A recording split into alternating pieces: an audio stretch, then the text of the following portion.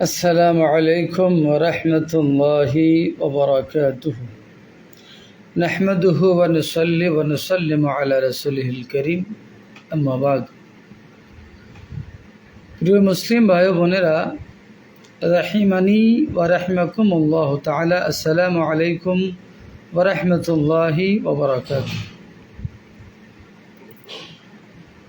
বর্তমানে আমরা হানাফি এবং লা মাযহাবীদের মধ্যে একটি বিতর্কিত বিষয় হলো জোরে আমিন বলা এবং না বলা নিয়ে।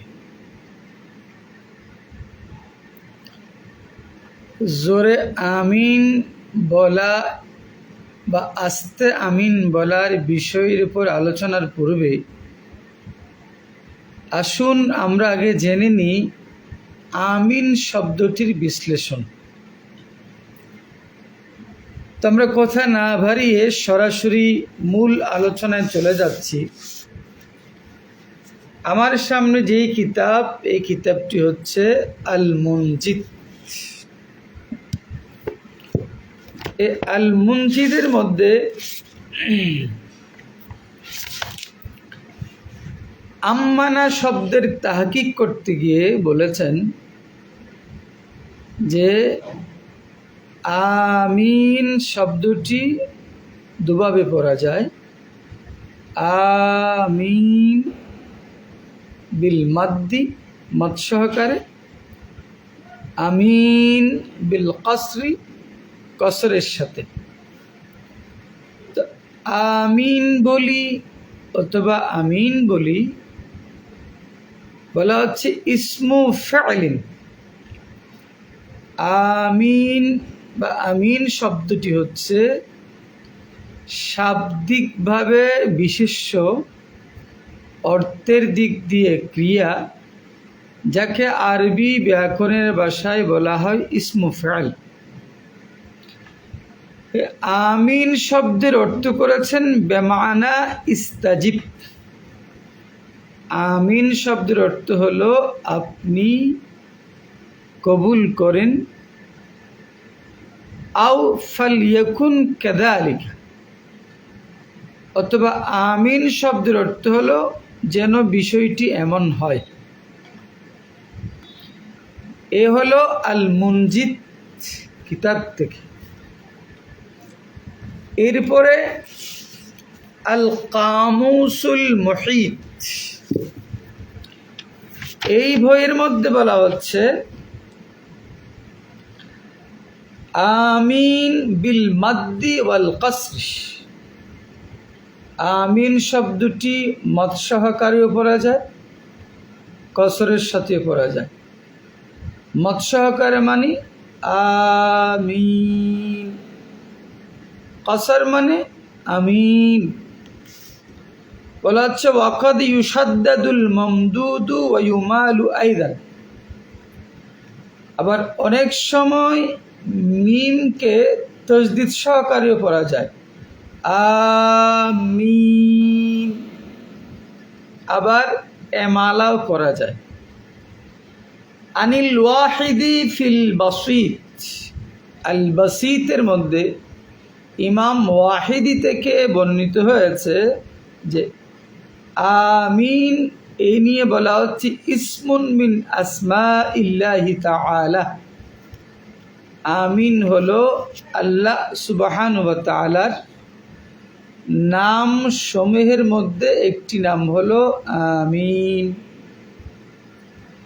ওয়া মা'নাহু, এর অর্থ কি? আল্লাহুম্মা ইস্তাজিব, হে আল্লাহ আপনি কবুল করুন। আও কাযালিকা ফালইয়াকুন, অথবা যেন এমন হয়। আও কাযালিকা ফাফআল, অথবা আপনি এমন করুন। এখানে বলা হচ্ছে ওয়া আব্দুর রহমান ইবনু আমিন আও ইয়ামিন তাবিঈয়ুন, অর্থাৎ আমিন নামের একজন তাবিঈ রয়েছেন। এরপরে আল মিসবাহুল মুনির, এই অভিধানের মধ্যে বলা হচ্ছে ওয়া আমিন বিল কসরি ফি লুগাতিল হেজাজ, হেজাজের ভাষায় আমিন হলো কসর সহকারে, অর্থাৎ আমিন। ওয়াবিল মাদ্দি ফি লুগাতে বনি আমির, বনু আমিরের ভাষায় এটা হলো আমিন। বলা হচ্ছে ওয়াল মাদ্দু ইসবাউন বিদলিল আন্নাহু লা ইউজাদু ফিল আরবিয়্যাতি কালিমাতুন আলা ফাঈল। বলছে আরবি ভাষায় ফাঈল নামে কোনো কালেমা পাওয়া যায় না, সুতরাং আমিন শব্দটি অন্য ভাষা থেকে নকল হয়ে এসেছে। ওয়া মা'নাহু, আমিন এর অর্থ হলো আল্লাহুম্মা ইস্তাজিব, হে আল্লাহ আপনি কবুল করে নিন। এই তিনটি কিতাবের কথা বললাম, তিনটি হলো আরবি অভিধান। এখন যেই কিতাব থেকে বলবো সেটা হলো রাদ্দুল মুখতার আলাদ্দুরিল মুখতার শারহি তানভীরিল আবসার, যেটাকে আমরা বলি ফতোয়ায়ে শামী। এই ফতোয়ায়ে শামীর মধ্যে বলা হচ্ছে যে আমিন বা আমিন এই শব্দটি 9 ভাবে পড়া যায়। 1 বিমাদ্দিন অর্থাৎ আমিন, 2 বিকাসরিন কসরের সাথে আমিন, 3 হচ্ছে এমালা, এমালা সহকারে।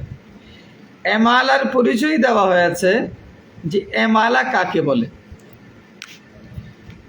এমালা বলা হচ্ছে, এমালার পরিচয় দেওয়া হচ্ছে ওয়া হাকিকাতুল ইমালাতি, এমালার হাকিকত হলো আইয়াতানাহা বিল ফাতহাতি নাহবাল কাসরাতি, জবরকে জেরের দিকে নিয়ে যাওয়া, এটাকে বলা হয় এমালার হাকিকত। তাহলে 3 নাম্বার এই আমিন শব্দটা এমালা সহকারে পড়া যাবে। 4 নাম্বার আল মাদ্দু মা'আত তাজদীদ বিলা হাসফি ইয়াইন, 4 নাম্বার হলো ইয়া হযফ করা ব্যতীত মিমে মুশাদ্দাদ এবং মদ সহকারে, যেমন আমিন। 5 নাম্বার সূরত হলো আল মাদ্দু মা'a হাসফিল ইয়াই বিলা তাজদীদ, অর্থাৎ ইয়াকে বিলুপ্ত করা হবে, মিমের উপর তাজদীদ পড়া হবে না তখন, এবং মদ সহকারে উচ্চারণ হবে, তখন উচ্চারণ হবে আমিন। 6 নাম্বার বিকাসরিন মা'আত তাজদীদ বিলা হাসফিল ইয়া, হামজাকে কসর করা হবে, মিমের মধ্যে তাজদীদ দেওয়া হবে এবং ইয়াটাকে হযফ করা যাবে না। কিরকম হবে? আমিন। 7 বিকাসরিন কসরের সাথে পড়া হবে, মা'a হাসফিল ইয়া, ইয়াকে বিলুপ্ত করা হবে, বিলা তাজদীদ, মিমের উপর তাজদীদ দেওয়া হবে না, তখন কি হবে? আমিন। 8 নম্বর সূরত হলো আল মাদ্দু মা'আত তাজদীদ, হামজাকে টেনে পড়া হবে, মদ করে পড়া হবে, মিমের মধ্যে তাজদীদ দেওয়া হবে, ইয়াটাকে হযফ করা হবে, তাহলে কি হবে? আমিন। 9 নম্বর সূরত হলো আল কসরু মা'আত তাজদীদ ওয়াল হাসফ, আলিফটাকে কসর, হামজাকে কসর করে পড়া হবে, মিমের মধ্যে তাজদীদ দেওয়া হবে, ইয়াকে হযফ করা হবে, তাহলে কি হবে? আমিন। তাহলে ফতোয়ায়ে শামীর মধ্যে আমরা পেয়েছি যে আমিন এই শব্দটির 9টি সূরত রয়েছে। এখন আসবো আমরা মুহাদ্দিসগণের পরিভাষায় আমিন, আমিন শব্দটির কি ব্যাখ্যা। আমিন জোরে বলবো না আস্তে বলবো এটার আলোচনা পরে, বিতর্ক পরে। আগে ভাই আমিন শব্দটা নিয়ে একটু জেনে নিই। যে কিতাব আমি খুলেছি এটা হলো মিরকাতুল মাফাতিহ শারহু মিশকাতিল মাসাবি। এই ব্যাখ্যা গ্রন্থ লিখেছেন মোল্লা আলী কারি রহমতুল্লাহ আলাই। উনি বলছেন, আমরা সূরা ফাতিহার মধ্যে আল্লাহর দরবারে দোয়া করে থাকি, ইহদিনাস সিরাতাল মুস্তাকিম সিরাতাল লাযীনা আন'আমতা আলাইহিম গায়রিল মাগদুবি আলাইহিম ওয়ালাদ-দাল্লিন। এটা একটা দোয়া। এরপরে আমরা বলে থাকি আমিন। তো মোল্লা আলী কারি বলছেন, এই যে আমরা সূরা ফাতিহার পরে আমিন বলে থাকি, এটা ওয়াহুয়া ইসমু ফাইলিন, আরবি ব্যাকরণ মোতাবেক এটা ইসমু ফাইল, অর্থাৎ শব্দের দিক দিয়ে ইসিম, যেটাকে এক কথা বলা হয় বিশেষ্য, অর্থের দিক দিয়ে ফাইল, যেটাকে বাংলাতে বলা হয় ক্রিয়া, আরবিতে বলা হয় ইসমু ফাইল। এটার অর্থ কি? এটার অর্থ হলো ইসমা, আল্লাহ আমরা যেই দোয়া করছি আপনার দরবারে, আপনি এই দোয়াটা একটু শুনে নেন, আমাদের দোয়াটা একটু শুনুন। ওয়া ইস্তাজিব, আল্লাহ আমাদের দোয়াটা কবুল করুন, এক অর্থ। আও মা'নাহু, অথবা তার অর্থ হলো কাযালিকা ফালইয়াকুন, আল্লাহ আমরা যেমন বলেছি যেন এমন হয়। কাযালিকা ফালইয়াকুন, আমরা যেভাবে তোমার দরবারে ফরিয়াদ করছি আল্লাহ যেন এমন হয়, এটাই হলো আমিনের অর্থ। আও ইসমুন মিন আসমাইহি তাআলা, অথবা ক্বালাহু ইবনুল মালিক, ইবনুল মালিক বলেছেন যে আমিন শব্দটি আল্লাহর নামসমূহের মধ্যে একটি নাম। এরপরে যদি কেউ এই শব্দটাকে আমিন পড়ে, যেমন কেউ কেউ এসেছে, তখন অর্থ হবে আমান্না বিখাইরিন আই কাসাদনা বিখাইরিন, এর অর্থ দাঁড়াবে আল্লাহ আমরা আপনার নিকট কল্যাণের আশা করছি। এটা হলো মিরকাত।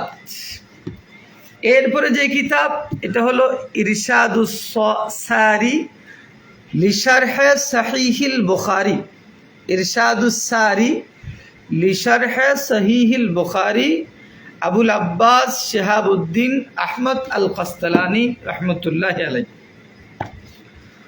উনিও এই আমিন শব্দ নিয়ে বলছে আমিনু ওয়াহুয়া বিল মাদ্দি ওয়াত তাখফিফ, আমিন শব্দটা হামজাকে টেনে এবং মিমকে তাখফিফ, অর্থাৎ আমিন।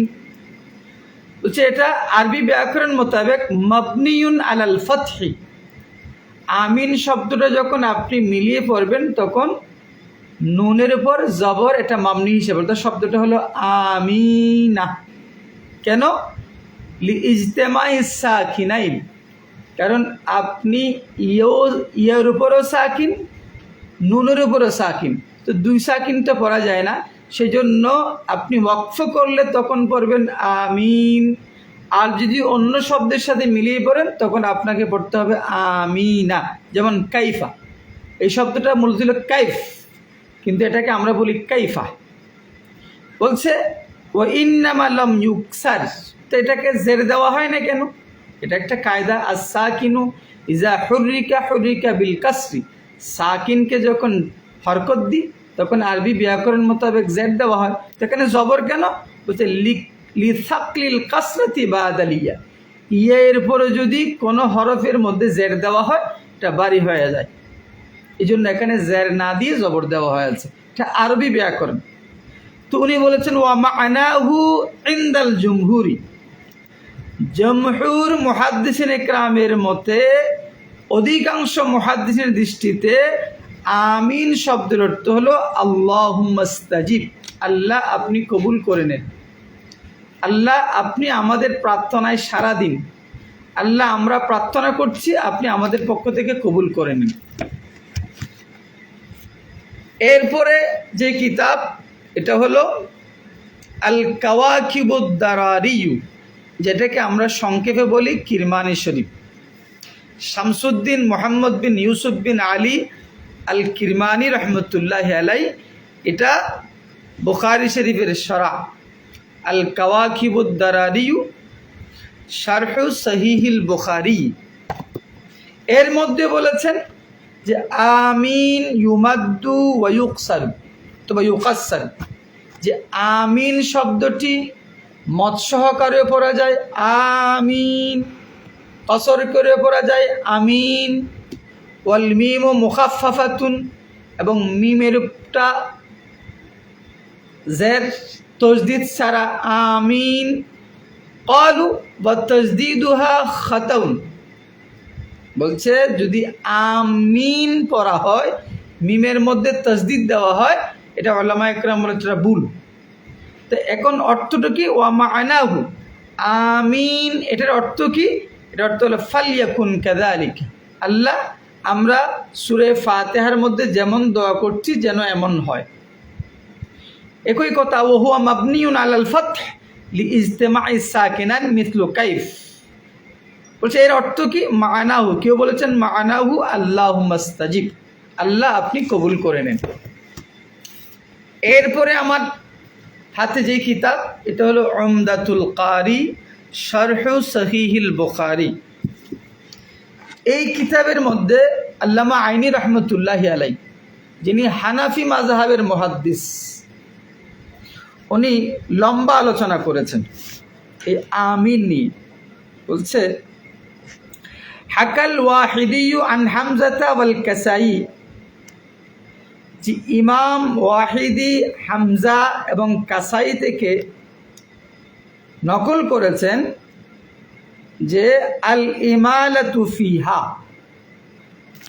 আমি আমিন এক কেরাত, আমিন আরেক কেরাত, এটা সকল কারীদের দৃষ্টিতে শব্দটা হলো ওয়া হুয়া বিল মাদ্দে ওয়াত তাখফিফে ফি জামিইর রিওয়ায়াত ওয়া ইনদা জামিল কুররা, সকল বর্ণনায় এবং সকল কারীদের দৃষ্টিতে এই শব্দটা হচ্ছে আমিন। কিন্তু ইমাম ওয়াহিদি রহমতুল্লাহি আলাই হামজা এবং কাসাই রহমতুল্লাহি আলাইহিমা থেকে নকল করেছেন যে না, এখানে এমালা সহকারেও পড়া যায়। তো আমরা যেটা আগে আলোচনা করেছি যে এটার 9টা কেরাত রয়েছে, কিন্তু এখানে 3টা কেরাতের কথা বলেছেন। তা আমরা সেদিকে যাব না।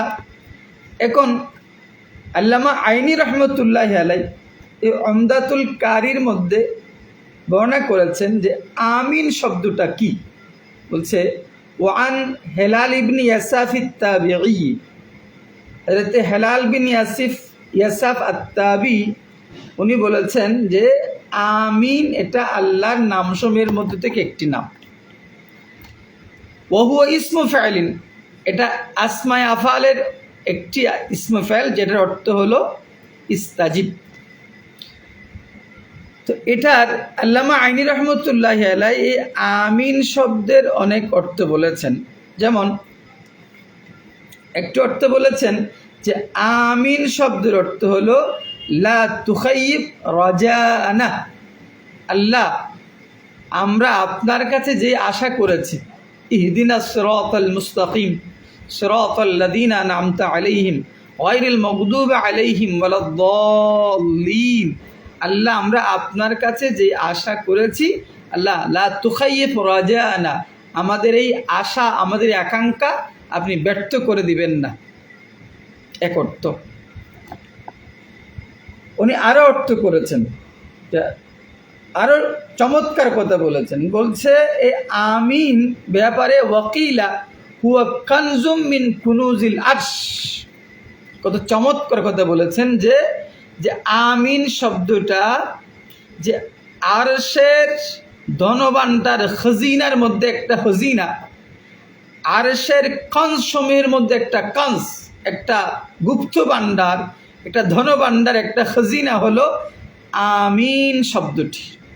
লা ইয়ালামু তাবিলাহু ইল্লাল্লাহ, বলছে এই আমিনের ব্যাখ্যা আল্লাহ ব্যতীত আর কেউ জানেন না।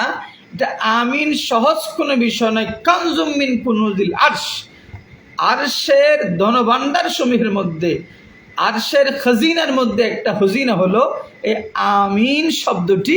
লা ইয়ালামু তাবিলাহু ইল্লাল্লাহ, এই আমিনের ব্যাখ্যা আল্লাহ ব্যতীত আর কেউ জানেন না। এরপরে বলা হচ্ছে যে আমিন শব্দটি ওয়াকিলা মান কাসসারা ওয়া শাদ্দাদা, যারা এই আমিন শব্দটাকে কসর করেছে, যে আমিন ওয়াসাদ্দাদা এবং তসদিদ সহকারে পড়েছে আমিন, এরা বলেছে ফাহিয়া কালিমাতুন ইবরানিয়াতুন আও সুরিয়ানিয়াতুন, বলছে কেউ যদি আমিন পড়ে তখন সেটা হবে ইবরানি ভাষা অথবা সুরিয়ানি ভাষা। ইবরানি এবং সুরিয়ানি ভাষা থেকে পরিবর্তন হয়ে আরবি ভাষায় এসেছেন। তাইলে সংক্ষিপ্ত আলোচনা করতে গেলে আরও অনেক সময় লাগবে, এত দীর্ঘক্ষণ আলোচনা করার সুযোগ এখানে নাই। সংক্ষিপ্ত যে আলোচনা করলাম, এই আলোচনা থেকে আমরা বুঝতে পারলাম যে আমিন শব্দটি অনেক ব্যাখ্যার অবকাশ রাখে। জোরে বলবো না আস্তে বলবো, সেটার বিতর্কে আসার আগে আমাদের এই আমিন শব্দটার তাহকিক জানা দরকার। আমিন শব্দটির তাহকিক যদি কেউ বুঝে থাকে, তাহলে তার কাছে স্পষ্ট হয়ে যাবে যে আমিন শব্দটি জোরে বলা দরকার নাকি আস্তে বলা দরকার। তো আজকে আমরা এখানে শেষ করব ইনশাআল্লাহ। আমাদের পরবর্তীতে ধারাবাহিকভাবে আলোচনা আসবে। আজকে আমিন শব্দের ব্যাখ্যা করেছি, ইনশাআল্লাহ সামনে আলোচনা আসবে আমিন জোরে বলতে হবে না আস্তে বলতে হবে, আমিন জোরে বলা উত্তম না আস্তে বলা উত্তম, আমিন কি ইমাম সাহেব বলবে না মুক্তদি বলবে, না ইমাম এবং মুক্তদি সকলে বলবে, এটা নিয়ে আমরা ধারাবাহিকভাবে আলোচনা করব ইনশাআল্লাহ। আজকে আমরা সংক্ষিপ্ত আলোচনা করেছি আমিন শব্দের ব্যাখ্যা নিয়ে। আল্লাহ সুবহানাহু ওয়া তাআলা আমাদেরকে আমিন শব্দের যৎসামান্য যে ব্যাখ্যা বিশ্লেষণ করলাম এটা বোঝার মতো তৌফিক দান করুক। আমিন। আসসালামু আলাইকুম ওয়া রাহমাতুল্লাহি ওয়া বারাকাতুহু।